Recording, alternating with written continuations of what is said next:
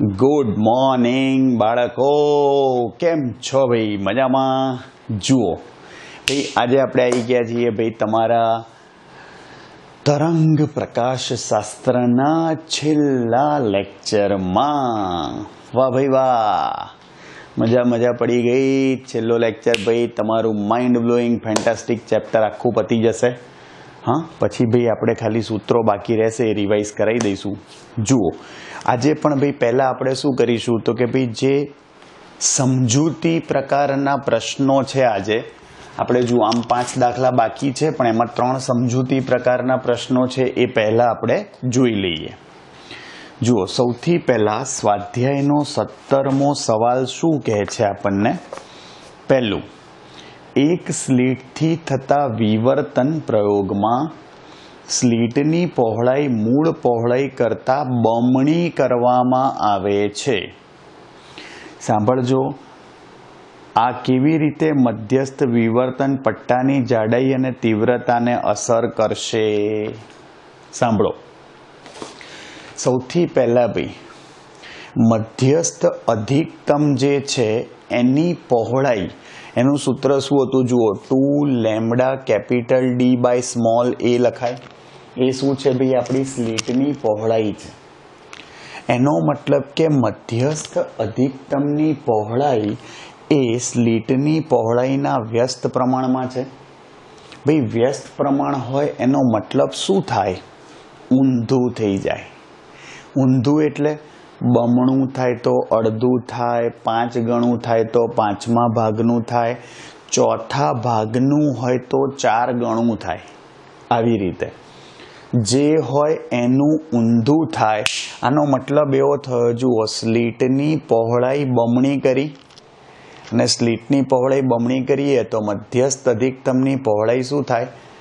અડધી થઈ જાય. ક્લિયર? પણ સમજો, તમે સ્લીટની પહોળાઈ વધારો એટલે સ્વાભાવિક છે વધારે પ્રકાશ એન્ટર થશે. અને વધારે પ્રકાશ ભાઈ દાખલ થતો હોય, સાંભળજો, તો આ તીવ્રતા જે છે એ તમારે સંબંધ યાદ રાખી લેવાનો. ખાસ ધ્યાન રાખજો કે અહીં તીવ્રતા એ સ્લીટની પહોળાઈના વર્ગના સમપ્રમાણમાં હોય છે. ભાઈ આ સંબંધ ખાસ ધ્યાન રાખી લેજો, તમને MCQમાં પણ કામમાં આવશે. સ્લીટની પહોળાઈ બમણી થતાં વધુ પ્રકાશ દાખલ થતાં કંપ વિસ્તાર બમણો થઈ જાય. જે પરિણામી તરંગ હોય એનો કંપ વિસ્તાર બમણો થઈ જાય અને તેથી ત્યાં મળતી તીવ્રતા અગાઉની તીવ્રતા કરતાં શું થઈ જશે ભાઈ? 4 ગણી. ખબર પડી? વર્ગના સમપ્રમાણમાં તમારે તો બમણું થાય તો 4 ગણું, 5 ગણું થાય તો 25 ગણું, જે હોય વર્ગ કરી કાઢવાનો. આવડશે? આ ખાસ ધ્યાન રાખજો.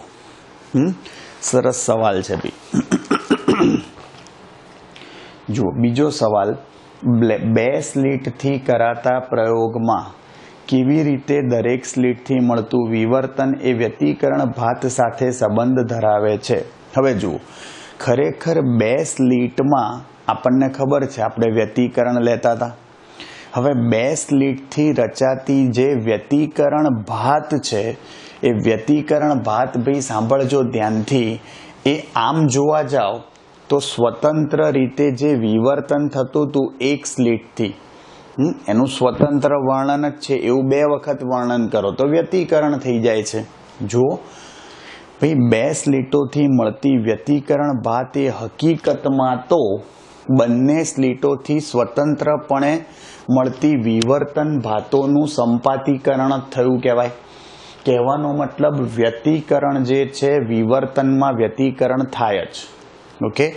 અને વિવર્તન ભાતના મધ્યસ્થ અધિકતમની પહોળાઈ જે કીધી ને ભાઈ, સાંભળજો, એમાં કેટલી વ્યતિકરણ શલાકાઓ રચાશે, બરાબર? એનો આધાર D/A ના ગુણોત્તર પર છે. D ખબર છે આપણને વ્યતિકરણ ભાતમાં 2 સ્લીટો અથવા 2 સુસંબદ્ધ ઉદ્ગમો વચ્ચેનું અંતર છે. જ્યારે સ્મોલ a શું છે? વિવર્તન ભાતમાં સ્લીટની પહોળાઈ છે. આવડશે? જુઓ, સિમ્પલ. ત્રીજો સવાલ, દૂરના ઉદ્ગમમાંથી આવતા પ્રકાશના પથમાં જ્યારે નાનું વર્તુળાકાર અડચણ મૂકવામાં આવે ત્યારે અડચણના પડછાયાના કેન્દ્ર ભાગ આગળ એક તેજસ્વી ટપકું જોવા મળે છે. કેમ? ભાઈ, કેન્દ્ર આગળ આપણે ભણ્યા હતા મધ્યસ્થ અધિકતમ રચાય. યાદ છે ને? ભાઈ, ગોળાકાર હોય એક્ઝેક્ટ કેન્દ્ર પર મધ્યસ્થ અધિકતમ, ને એવું કેમ રચાય એ પણ કીધું તું.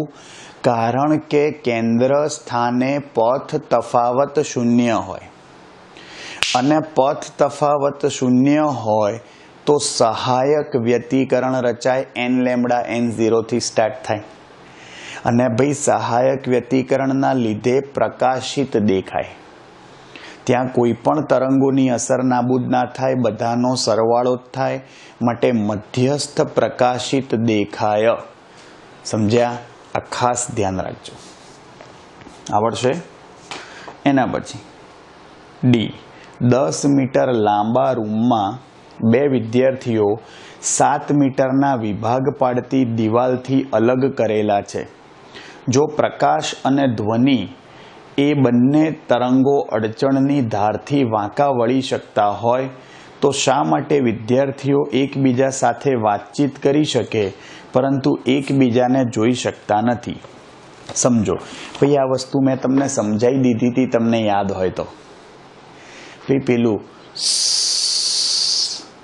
દીવારો કે ભી કાન હોતે હૈ, સિક્રેટ વાત હોય ને ભાઈ, એ કોઈને ધીમે ધીમે એકદમ, એનું કારણ જ એ ભાઈ મેં તમને સમજાવ્યું હતું ફરી વાર, વિવર્તનનો આધાર લેમ્ડા અપોન ડી ગુણોત્તર પર હોય. હા, અહીંયા આપણે એક સ્લીટ વડે થતું વિવર્તન હોય તો ડીની જગ્યાએ ચલો એ લખીએ, સ્લીટની પહોળાઈ. અહીંયા સ્લીટની પહોળાઈ તરીકે શું આવે જોજો ભાઈ, 10 મીટર જે છે, હા, છતની હાઈટ એટલે રૂમ 10 બાય 10 નો હોય, 7 મીટરની દિવાલ કરી છે તો ઉપર કેટલો ગેપ રહે? 3 મીટરનો. તો એ 3 મીટરનો જે ગેપ રહ્યો 10 - 7 એ તમારી શું થઈ કહેવાય? એ બરાબર 3 મીટરની તમારી સ્લીટની પહોળાઈ. આપણા માટે કે ત્યાંથી ધ્વનિ તરંગો કે પ્રકાશના તરંગો અવર જવર કરી શકે. ઓકે, હવે ભાઈ આપણે જે નોર્મલ વાતચીત કરતા હોઈએ ને એનો ધ્વનિ જે છે એ લગભગ 300 હર્ટ્ઝ આવૃત્તિવાળો જ હોય છે, અને હવામાં ધ્વનિ તરંગોનો વેગ 332 મીટર પર સેકન્ડ હોય, એ પણ આપણને ખબર છે. હવામાં ધ્વનિ તરંગોનો વેગ સાંભળજો, એનો મતલબ આપણું સૂત્ર V બરાબર લેમ્ડા F આપણને ઇઝી પડે એટલે આપણે બંને 330 જ રાખ્યા છે. ભાગાકાર કરી નાખો તો લેમ્ડા 1 મીટર આવ્યું ધ્વનિ તરંગોની તરંગ લંબાઈ, તો લેમ્ડા અપોન એ, અને એ તો 3 મીટર છે ભાઈ આપણા માટે, સ્લીટ એટલે પેલી જગ્યા હતી એ. તો આ વિવર્તન જુઓ કેટલું થયું કહેવાય? લેમ્ડા બાય એ એટલે 1/3 થાય. અને હવે દ્રશ્ય પ્રકાશની વાત કરો ભાઈ. દ્રશ્ય પ્રકાશ જે છે એની તરંગ લંબાઈ 4000 થી લગભગ 7000, 7,500, 8 સુધી લેવા. આપણે જનરલી 4 થી 8000 લઈએ છીએ. તો મધ્યમાન એવરેજ સરેરાશ તરંગ લંબાઈ 6000 એંગસ્ટ્રોમ થઈ. જુઓ મેં લેમ્ડા લખી પ્રકાશ તરંગો માટે, એને મીટરમાં ફેરવો 10 - 10 થાય. 3 મીંડા આપી દો, 10 - 7 થઈ. 6 × 10 - 7 મીટર હોય, એનો મતલબ વિવર્તન લેમ્ડા બાય ડી, પણ ડીની જગ્યાએ આપણે એક સ્લીટ માટે એ લખીએ છીએ. ભાઈ આ જુઓ 6 10 - 3 ભાગ્યા 7 ભાગ્યા 3 થયું. 6 ભાગ્યા 3 2 10 - 7 થાય. ભાઈ વિવર્તન જે છે જુઓ 2 × 10 - 7 થયું. બીજી ભાષામાં તમે એવું કહી શકો, ધ્વનિ તરંગો કરતા 10 - 7 એટલે લગભગ કરોડમાં ભાગનું વિવર્તન થાય. એટલે પ્રકાશ તરંગો જે છે એ બીજી બાજુ ના જઈ શકે. દિવાલની એક બાજુ ઊભેલો વ્યક્તિ એ બીજી બાજુ ઊભેલા વિદ્યાર્થીનો અવાજ સાંભળી શકે પણ એને જોઈ ના શકે. અને એટલે જ ભાઈ એકદમ ધીમે ધીમે બોલવાનું, સિક્રેટ વાત કરતા હોય એટલે દીવારો કે ભી કાન હોતે હૈ. હા, સિક્રેટ વાતની તરફ સંભળાઈ જાય ભાઈ. આવડશે? જોજો. ઈ શું કહે છે? કિરણ પ્રકાશ વિજ્ઞાન એ પૂર્વધારણા પર આધારિત છે કે પ્રકાશ સુરેખામાં ગતિ કરે છે. વિવર્તન અસરો જ્યારે પ્રકાશ નાના અડચણ કે સ્લિટમાંથી પસાર થાય છે અથવા નાના અડચણથી વાંકું વળે છે ત્યારે જોવા મળે છે. આ પૂર્વધારણાનું ખંડન કરે છે, ખોટી પાડે છે. તેમ છતાં કિરણ પ્રકાશશાસ્ત્ર પૂર્વધારણા સામાન્ય વપરાશના પ્રકાશીય ઉપકરણોમાં પ્રતિબિંબનું સ્થાન અને બીજા ગુણધર્મો સમજાવવા માટે વપરાય છે. આની પુષ્ટિ કેવી રીતે કરશો?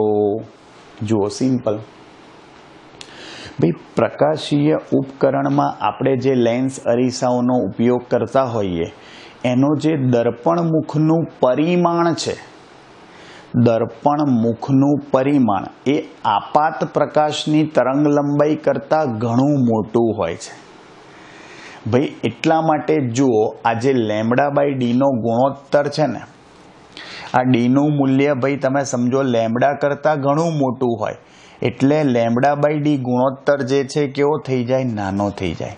છેદ મોટો એટલે શું થઈ જાય? નાનું થઈ જાય. અને તેથી જ વિવર્તનનું પ્રમાણ બહુ જ નાનું હોય અને એટલું નાનું વિવર્તન થતું હોય એટલે કિરણો લગભગ સુરેખ ગણી શકાય. સમજ્યા? અને એટલા માટે આપણે એને સુરેખ લઈ શકીએ. ક્લિયર? સિમ્પલ છે ભાઈ. જુઓ, એના પછી 18, 19 બે દાખલા ગણવાના છે. હમણાં આપણે ગણીએ જ છીએ. ચલો,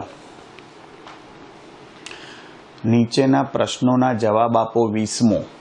એમાં પહેલો એવો સવાલ છે, જ્યારે પ્રમાણમાં નીચી ઊંચાઈએ ઉડતું હવાઈ જહાજ, ભાઈ એરોપ્લેન, માથા પરથી પસાર થાય છે ત્યારે આપણી ગતિ વખત ટીવી પડદા પરના ચિત્રમાં ધ્રુજારી થતી નોંધીએ છીએ.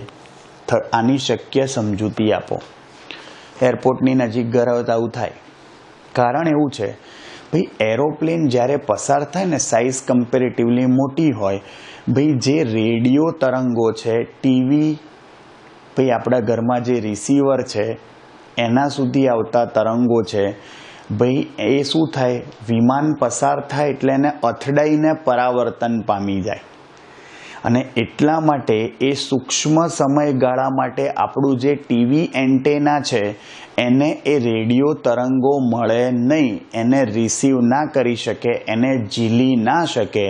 એટલે સૂક્ષ્મ સમયગાળા માટે આપણને દ્રશ્ય ધૂંધળું, વિકૃતિવાળું અથવા અદૃશ્ય થઈ ગયેલું દેખાય છે. કારણ કે રિસીવર એટલા સમય સુધી શું થાય? વચ્ચે વિમાન એ કિરણોનું, રેડિયો તરંગોનું પરાવર્તન કરી કાઢે છે. ક્લિયર? આ ધ્યાન રાખજો. અને બીજો સવાલ, તમે પુસ્તકમાં શીખી ગયા છો તેમ તરંગના સ્થાનાંતર માટેના રેખીય સંપાતપણાનો સિદ્ધાંત વિવર્તન અને વ્યતિકરણ ભાતોના તીવ્રતા વિતરણ માટેનો આધાર છે. આ સિદ્ધાંતનું વ્યાજબીપણું શું છે? મતલબ આ સિદ્ધાંત ક્યારે સાચો છે એમ ભાઈ. યાદ રાખો, સંપાતપણાનો સિદ્ધાંત રેખીય પ્રકાશશાસ્ત્ર માટે જ સાચો છે. આપણે ભાઈ કિરણને સુરેખ માર્ગે ગતિ કરતા લઈએ છીએ ત્યારે જ સાચો છે. કહેવાનો મતલબ તરંગોની તીવ્રતા પ્રમાણમાં કેવી હોય? ઓછી હોય. ત્યારે જ ભાઈ સંપાતપણાનો સિદ્ધાંત સાચો છે. જો વધુ પડતી તીવ્રતા હોય તો પછી એ નિયમ જે છે થોડો જટિલ થઈ જાય છે. ખબડી? અને એટલા માટે ખાસ ધ્યાન રાખજો, રેખીય પ્રકાશશાસ્ત્ર એટલે કે કિરણો સુરેખ માર્ગે ગતિ કરતા હોય ત્યારે ભાઈ આ સંપાતપણાનો સિદ્ધાંત વાપરવો સહેલો પડે છે. ક્લિયર? અને જુઓ, સ્વાધ્યાયનો 21મો. એક સ્લિટ વિવર્તન ભાત મેળવતી વખતે આપણે નોંધ્યું કે n લેમ્બડા a ખૂણાઓ આગળ તીવ્રતા 0 થાય છે. ભાઈ n લેમ્બડા a એટલે કોની શરત હતી? યાદ હોય તો ન્યૂનતમની શરત.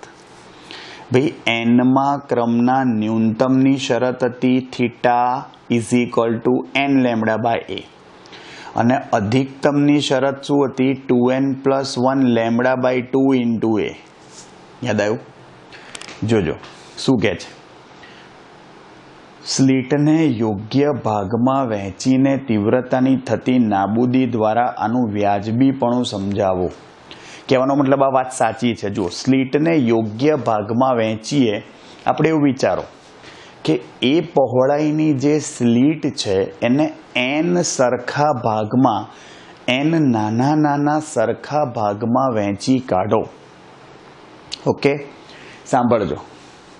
તો શું કહે છે, n નાના ભાગમાં વહેંચી કાઢો તો દરેક ભાગની પહોળાઈ શું થઈ જાય? a' બરાબર a/n થઈ જાય. ભાઈ a/n થઈ જાય, a' બરાબર a/n. ખબર પડી? સાંભળજો. તો એનો મતલબ શલાકાની કોણીય પહોળાઈનું સૂત્ર શું ભાઈ? θ' બરાબર λ/a' થઈ જાય. ભાઈ કોણીય પહોળાઈનું સૂત્ર કોઈ પણ શલાકાની મધ્યસ્થ અધિકતમ સિવાય λ/a'. તો a' ની જગ્યાએ તો a/n લખાય, n સરખા ભાગ કર્યા તો. એનો મતલબ કે આ તો આપણને જે રકમમાં આપ્યું છે એ જ કોણીય પહોળાઈ થઈ. 1 2 3 મૂકતા જાઓ, પહેલું બીજું ત્રીજું એમ બધા ન્યૂનતમો રચાતા જાય અને ન્યૂનતમ પાસે તો ભાઈ તીવ્રતા કેવી હોય? શૂન્ય હોય. આવડે ભાઈ? ખબર પડે છે? જુઓ, આ 3 તમારા જે સવાલો છે, હા, એ સમજૂતી પ્રકારના સવાલો છે. વચ્ચે જુઓ સ્વાધ્યાયનો 18મો અને 19માં દાખલાઓ બાકી છે, એ હવે આપણે ગણી લઈએ. ક્લિયર? જુઓ, એટલે આખું આપણું તરંગ પ્રકાશ શાસ્ત્ર કમ્પ્લીટ થઈ જશે. જવા દઉં? ચલો. तेरे जाने का गम फिर न आने का गम और ज़माने का गम क्या करे, रात भर जागे कर ढूंढे तुझे फिर भी तेरी खबर ना मिले, बहुत आई गई यादें मगर इस बार तुम आओगे मुझे मिलने, इस बात की खबर तुम्हें लाना. જોજો ભાઈ, છેલ્લું ચરણ, છેલ્લું બોર્ડ ભાઈ આપણું. આમાં હું તમને અમુક નવા સૂત્રો બી ભાઈ જે આપણને ટેક્સ્ટ બુકમાં નથી આપ્યા એ શીખવાડી દઈશ. હા, બહુ કામના સૂત્રો છે. જુઓ, સ્વાધ્યાયનો 18મો દાખલો એવું કહે છે કે 2 ટેકરીઓ પર રહેલા 2 ટાવરો એકબીજાથી 40 કિલોમીટર દૂર છે. સાંભળજો. આવી તેમને જોડતી રેખા બરાબર વચ્ચે આવેલી ટેકરીની 50 મીટર ઉપરથી પસાર થાય છે. સાંભળજો, આવું કહે છે. કહેવાનો મતલબ આવો છે. સ્વાધ્યાય 18 જોજો, એવું કહે છે 2 ટેકરીઓ વચ્ચે રહેલા ટાવર. જોજો, આ ટાવર છે. ચલો, આ ટાવર 1 અને ટાવર 2 અંતર વધારજો, પણ અહીંયા કે કિલોમીટરમાં થોડી બતાવવા જઈશું ભાઈ. ટાવર 2 જુઓ, આ સીધા માર્ગે ગતિ કરી શકે એ માટેની આવશ્યક શરત. કિરણો જે લઘુત્તમ અંતર માટે ભાઈ સુરેખ માર્ગે ગતિ કરી શકે તે અંતરને ફ્રેનલ અંતર કહેવાય. કિરણો જે લઘુત્તમ અંતર સુધી સુરેખ માર્ગે ગતિ કરી શકે, સુરેખ માર્ગે ગતિ કરી શકે તે અંતરને ફ્રેનલ અંતર કહે છે, આપણને ખબર જ છે. તો ફ્રેનલ અંતર કહે છે. અહીંયા ફ્રેનલ અંતર ZF બરાબર ભાઈ ટોટલ ડિસ્ટન્સ બાય 2 થશે. એવરેજ લેવું પડશે કારણ કે ટેકરી જે છે એ સેન્ટરમાં છે બંનેના.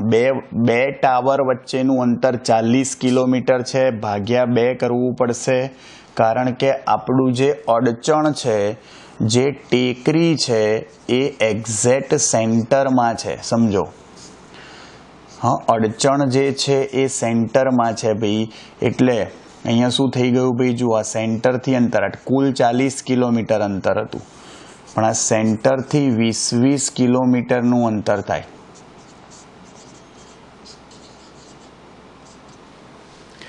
હવે ભાઈ અગત્યની વસ્તુ જુઓ, અહીં એવું કહે છે કે આ જુઓ, આ વચ્ચેનો જે ગેપ છે આપણા માટે અડચણની પહોળાઈ થઈ. જુઓ, આ જે ગેપ છે ને એ છે, અને એ ગેપ કેટલો આપ્યો છે ભાઈ, 50 મીટર. આપણા માટે આ સ્લીટની પહોળાઈ થઈ. સમજ્યા તમે? તો ભાઈ કેટલો પ્રકાશ તમે રેડિયો તરંગોને મોકલી શકો સુરેખ માર્ગે, ખબર પડી? જો સવાલ શું પૂછે છે, ફરીવાર રકમ વાંચું છું. 2 ટેકરીઓ પર રહેલા 2 ટાવરો એકબીજાથી દેખાય 40 કિલોમીટર દૂર છે. હવે તેમને જોડતી રેખા બરાબર વચ્ચે આવેલી, ભાઈ જોડતી રેખાની બરાબર વચ્ચે ટેકરી છે. જોજો, 50 મીટર ઉપરથી પસાર થાય છે. ભાઈ 50 મીટર. સાંભળજો શું કહે છે.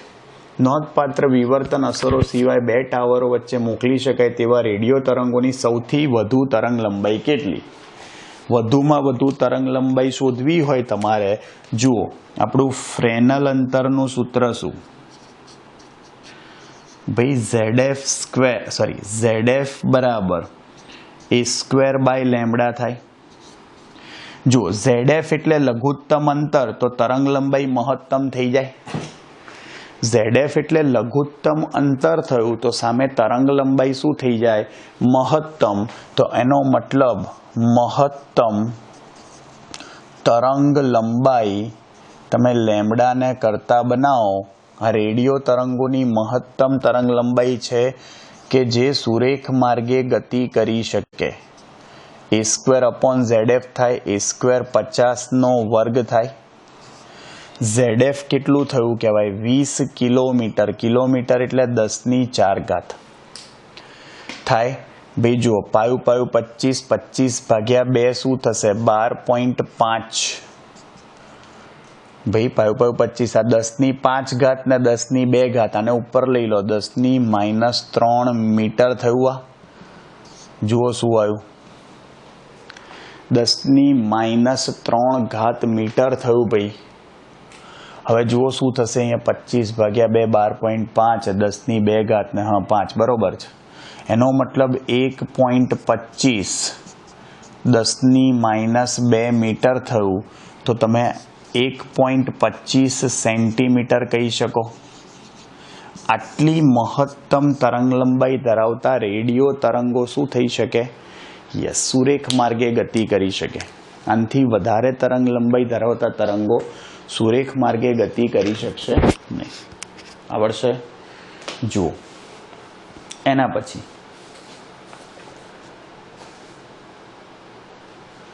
50નો વર્ગ 10⁵ 20 કિલોમીટર છે. સોરી ભાઈ, મારી ભૂલ થઈ. 20 કિલોમીટર છે એટલે 20 × 10⁻³ લખું, અથવા 2 × 10⁴ લખાય. એટલે 1 મીંડાની ભૂલ થઈ. જુઓ, 10⁴ એટલે -2 થશે. હા, એટલે 12.5 10⁻² થયું એટલે 12.5 સેન્ટીમીટર કહેવાય. એટલે 0.125 મીટર અથવા 12.5 સેન્ટીમીટર, જે લખો એ આવડશે. સિમ્પલ. અને જુઓ, સ્વાધ્યાયનો 19મો બહુ જ સરસ દાખલો છે, સાંભળજો. અને એની ઉપરથી જ હું તમને સૂત્રો શીખવાડીશ ભાઈ, કારણ કે તમને ચોપડીમાં સૂત્રો આપ્યા નથી. જુઓ, વાંચો રકમ. 500 નેનોમીટર તરંગ લંબાઈ ધરાવતું સમાંતર પ્રકાશ કિરણપુંજ એક સાંકડી સ્લીટ પર આપાત થાય છે. જો તરંગ લંબાઈ 500 નેનોમીટર આપી છે. ભાઈ નેનો એટલે 10⁻⁹. જોજો 2 મીંડા આપી દો 10⁻⁷ થાય. ભાઈ 10⁻⁷ થશે ને, તો એનો મતલબ 2 મીંડા આપી દો 10⁻⁷. આવડે? જોજો શું કહે છે. ભાઈ પરિણામી વિવર્તન ભાત 1 મીટર દૂર રાખેલો પડદો કેપિટલ ડી આપ્યું છે, સ્લીટ પડદાનું અંતર. એવું જોવા મળે છે કે પ્રથમ ન્યૂનતમ પડદાના કેન્દ્રથી ભાઈ પ્રથમ ન્યૂનતમનું અંતર આપ્યું છે 2.5 મિલીમીટર. મિલીમીટર એટલે 10⁻�3. સાંભળજો, સ્લીટની પહોળાઈ શોધો. આપણે એ શોધવાનું છે, સ્લીટની પહોળાઈ. હવે સમજજો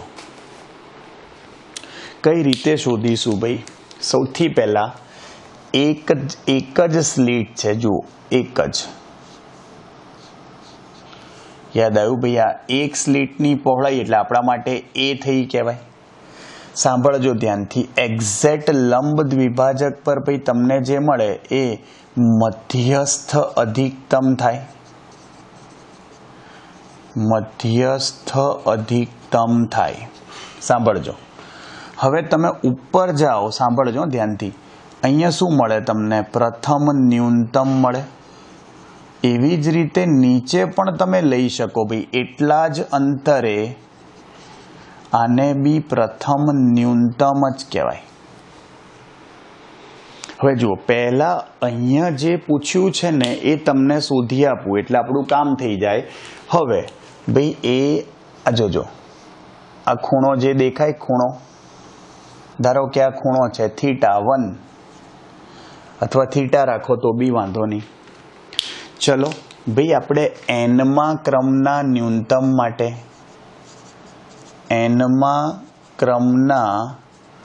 ન્યૂનતમ માટેની શરત શું લખતા હતા? n⁴ યાદ છે? પણ ભાઈ આ થીટા ખૂબ જ નાનો હોવાથી, સાંભળજો, આપણને ખબર જ છે કે થીટા ખૂબ જ નાનો હોવાથી આ થીટા, ટેન થીટા અને સાઇન થીટા બધા સરખા થાય. આવું મારે એટલા માટે કરવું પડે, સાંભળજો, કારણ કે આપણને આ મધ્યસ્થ પ્રકાશિત એટલે કે અધિકતમથી પ્રથમ ન્યૂનતમનું અંતર x1 આપેલું છે. જુઓ ભાઈ આ પ્રથમ ન્યૂનતમનું અંતર છે, ખાસ ધ્યાન રાખજો. અને આનો મતલબ શું થયો ભાઈ? ચલો આ θ1 જ લખું ભાઈ, તમને વધારે ખ્યાલ આવે. આ θn છે. ઓકે, સારું. થીટા બહુ જ નાનો હોય ભાઈ તો આવું લખાય. તો આનો મતલબ અહીંયા tan θn લખાય. પણ આપણે પ્રથમ ન્યૂનતમ માટે લખીએ છીએ n બરાબર 1 લઈ લો. ખબર પડી? આપણે આ સૂત્ર કોના માટે લખ્યું? પ્રથમ ન્યૂનતમ માટે. ક્લિયર? ડન? સારું. હવે આકૃતિ પરથી જુઓ, tan θ1 શું લખાય? સામેની બાજુ ભાગ્યા પાસેની બાજુ, અને પાસેની બીજું કંઈ નહીં, સ્લીટથી પડદાનું અંતર થાય. tan θ1 સામેની બાજુ ભાગ્યા પાસેની બાજુ, સામેની બાજુ x1 થાય, પાસેની બાજુ કેપિટલ D થાય, λ/a. સમજી ગયા? તો જુઓ, અહીંયા તમારે શોધવાની છે સ્લીટની પહોળાઈ. તો સ્લીટની પહોળાઈને કરતા બનાવી દો. જુઓ, સ્લીટની પહોળાઈ a બરાબર કરતા બનાવો. a ને આ સામે જતું રહે λ/d/x1. જુઓ લેમ્બડા કેટલું છે? d કેટલું છે? 1 મીટર. હવે ભાઈ x1 કેટલું છે? 2.5 10⁻⁻3. જુઓ 5 ભાગ્યા 2.5 કરો તો શું આવશે? 2 અને 10⁻⁴ મીટર. ભાઈ 2.5 -3 ઉપર આવી ગયો. જુઓ भाई 10⁻1 साइड में आपो तो 0.2 थाय अने 10⁻3 एटले मिलीमीटर। तो जुओ स्लीटनी पहोळाई शुं लखाशे 0.2 मिलीमीटर। 0.2 मिलीमीटर आ तमारो जवाब आई गयो। जुओ थई गयुं भाई, मस्त दाखलो छे, एकदम सहेलो दाखलो छे भाई। पण हवे जुओ बहु बधा सूत्रों भाई तमने चोपड़ी में नहीं आप्या, ए हूँ तमने शीखवाड़ी दऊं कई रीते शोधाय। सांभळो, हवे आ प्रथम न्यूनतमनुं अंतर लाया, तमारे आ अंतरनुं सूत्र एनमा क्रमना न्यूनतम माटेना अंतरनुं सूत्र लखवुं होय, मतलब के कया अंतरे न्यूनतम रचाशे, तो शुं करवानुं जुओ। अहींया थीटा एन छे, आपणे थीटा एन पकड़ी राखीए तो आ एक्स एन अपॉन डी थशे। धारो के उपर बीजू न्यूनतम आव्युं, त्रीजू आव्युं, एम करता करता एनमू न्यूनतम आव्युं, तो सूत्र तो तमारुं एक्स एन अपॉन डी ज थाय ने। खबर पड़ी? तो फरक शुं पड़शे जोजो भाई, एनमा क्रमना न्यूनतम, एनमा क्रमना न्यूनतम नु मध्यस्थ अधिकतम थी अंतर, मध्यस्थ अधिकतम थी अंतर एने एक्स एन कहेवाय। बीजू कई ज नहीं करवानुं, आ एन मूकी राखवानुं एटले एन लेमडा थाय। तो सामे आपी दो, जुओ एन लेमडा डी अपॉन ए, आवो जवाब आवे। N lambda A uh D सामे आपी दीधुं। जे शोधवानुं एने करता बनाववानुं। आज रीते एनमा क्रमना अधिकतम माटे लावવું હોય तो सांभळजो, अधिकतमनुं मध्यस्थ अधिकतम थी अंतर। सांभळजो, तो एमां एक्सएन नुं सूत्र शुं थाय? एमां सिंपल भाई जुओ, आजे न्यूनतमनी शरत हती ने एन लेमडा अपॉन ए, एनी जग्याए एमां अधिकतमनी शरत लेवानी, एटले 2n + 1 लेमडा बाय 2a।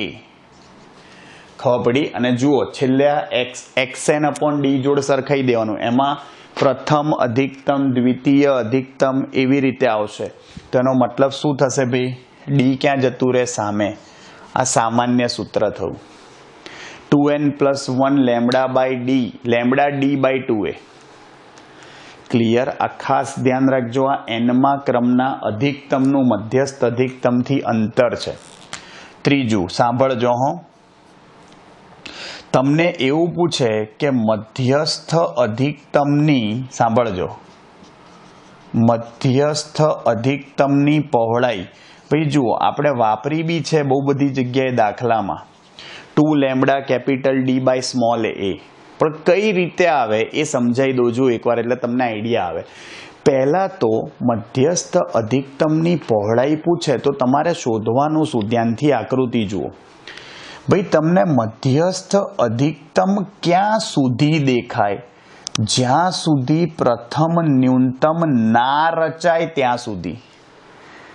ज्यां सुधी प्रथम न्यूनतम ना रचाय त्यां सुधी तमने मध्यस्थ अधिकतम ज देखाय। एनो मतलब ऊपर बी x1 नीचे बी x1, तो कुल अंतर शुं थयुं? 2x1। एटले एनो मतलब मध्यस्थ अधिकतमनी पहोळाईनो मतलब शुं? तो के बे प्रथम क्रमना न्यूनतमो वच्चेनुं अंतर। प्रथम क्रमना शुं? न्यूनतमो वच्चेनुं अंतर, एटले आपणे एने 2x1 कही शकीए। तो 2x1 शुं थाय? जुओ x1 नुं सूत्र तो अभी हाल साबित करीने लाया था। जुओ x1 ने करता बनावो तो लेमडा डी बाय स्मॉल ए थाय। तो अहींया आगळ 2 गुणाव्युं छे। जुओ तमारो जवाब शुं आई गयो? 2 लेमडा डी अपॉन स्मॉल ए। अने जुओ आ खास ध्यान राखजो, जो मध्यस्थ अधिकतमनी कोणीय पहोळाई पूछे,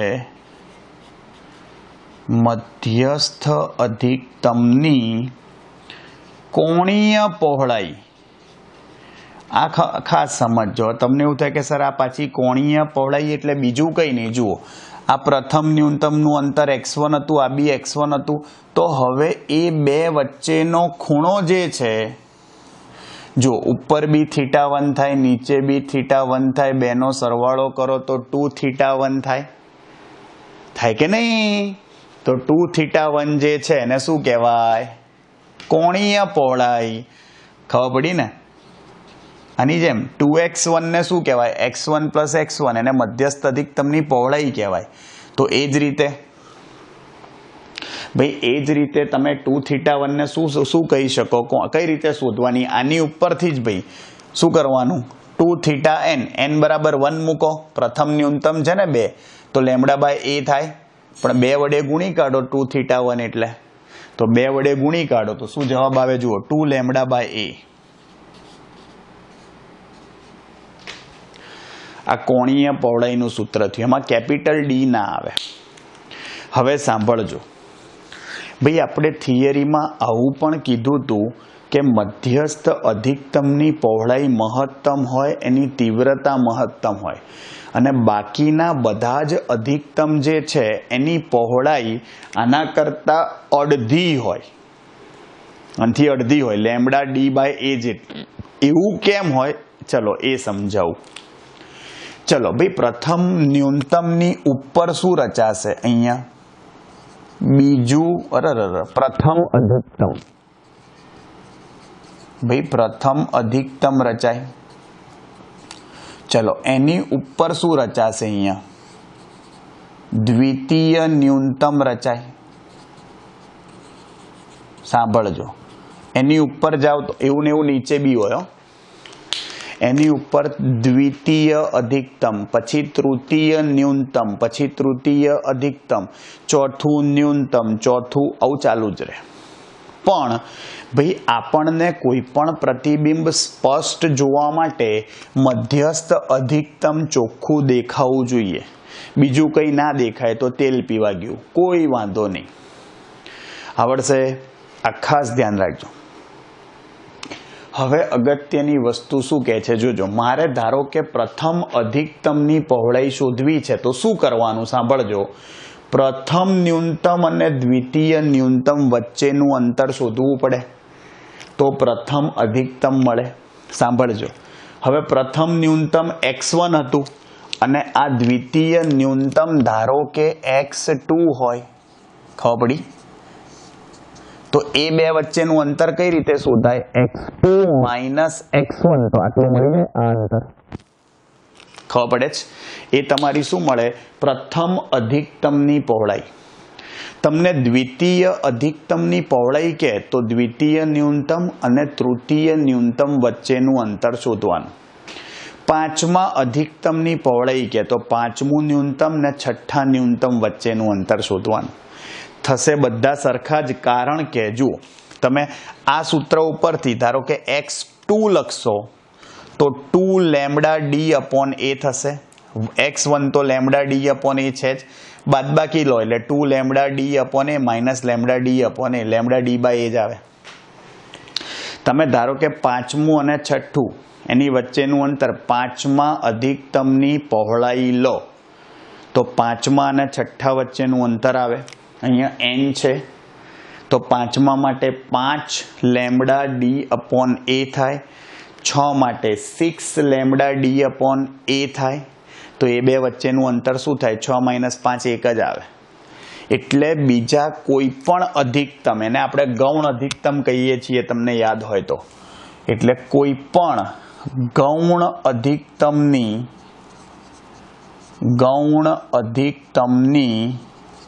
પહોળાઈ, કોઈ પણ ગૌણ અધિકતમની પહોળાઈ λd/a થાય.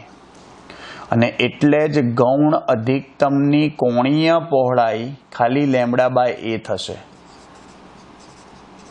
ભાઈ કીધું તું ને કે ગૌણ અધિકતમની પહોળાઈ કરતા મધ્યસ્થ અધિકતમની પહોળાઈ બમણી હોય, બમણી. એનું કારણ આ છે.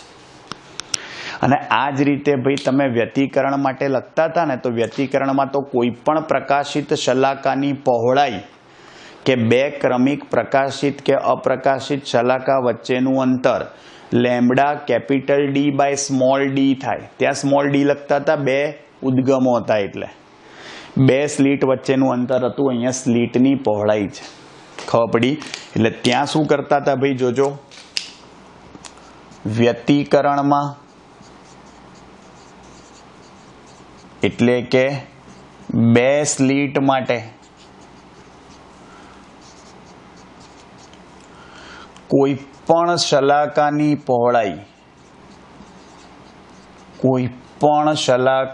પહોળાઈ ત્યાં ક્રમ પર આધાર ના રાખ્યા, બધી સરખી હોય, lambda D by small D લખતા હતા. અને વ્યતિકરણમાં કોણીય પહોળાઈ લખો, વ્યતિકરણ શલાકાની કોણીય પહોળાઈ લેમ્બડા બાય ડી થાય. કેપિટલ ડી કાઢો તો ત્યાં લેમ્બડા બાય ડી થાય. આ બધા સૂત્રો થયા તમારા ભાઈ. જોજો, બહુ માઇનોર ફરક છે, હા, પણ તમને ખબર પડવી જોઈએ. આવડશે પાક્કું? સિમ્પલ. જો ભાઈ, આખું તમારું ચેપ્ટર કમ્પ્લીટ થઈ ગયું. આવડશે? ડન ભાઈ. મસ્ત મજાનું તમારું ચેપ્ટર છે. હા, અને ભાઈ રાબેતા મુજબ ભાઈ આપણી સ્ટાઇલ પ્રમાણે ભાઈ ચેપ્ટર પૂરું. એ હાલો, હે કમરિયો રે વાલ કમરિયો, કમરિયો રે લાલ કમરિયો, જલપુરમાં પાવો વાગ્યો ને હું તો સોનીડો જાગ્યો. કમરી રે લાલ કમરિયા, કમરિયા રે લાલ કમરિયા, હે જલપુરમાં પાવો વાગ્યો તો સીતો સોનીડો જાગ્યો. કમરિયા લાલ કમરિયા, કમરિયા રે લાલ કમરિયા. વાહ ભાઈ વાહ, મજા પડી ગઈ. આવડશે ભાઈ? માઇન્ડ બ્લોઈંગ, ફેન્ટાસ્ટિક ચેપ્ટર ભાઈ આપણે પૂરું કર્યું. એની ખુશીમાં મજા કરી લીધી. ડન. ચલો મળીએ ભાઈ નેક્સ્ટ લેક્ચર. પહેલાં એકવાર સૂત્રો રિવાઇઝ કરી દઈશ નેક્સ્ટ લેક્ચરમાં ભાઈ. હા, એમાં દાખલા MCQમાં કોઈ તકલીફ ના પડવી જોઈએ. ક્લિયર? તો ચલો મળીએ નેક્સ્ટ લેક્ચરમાં ભાઈ. ત્યાં સુધી આવજો. बाय, सी यू, टाटा, सब्बा खैर, सायोनारा, हस्ता ला वस्ता, फिर मिलेंगे चलते चलते. खुदा हाफिज, दास विदानिया, जय श्री कृष्ण, जय अम्बे, जय हिंद, जय भारत, वंदे मातरम. टाटा, टेक केयर, ध्यान रखजो बाळको.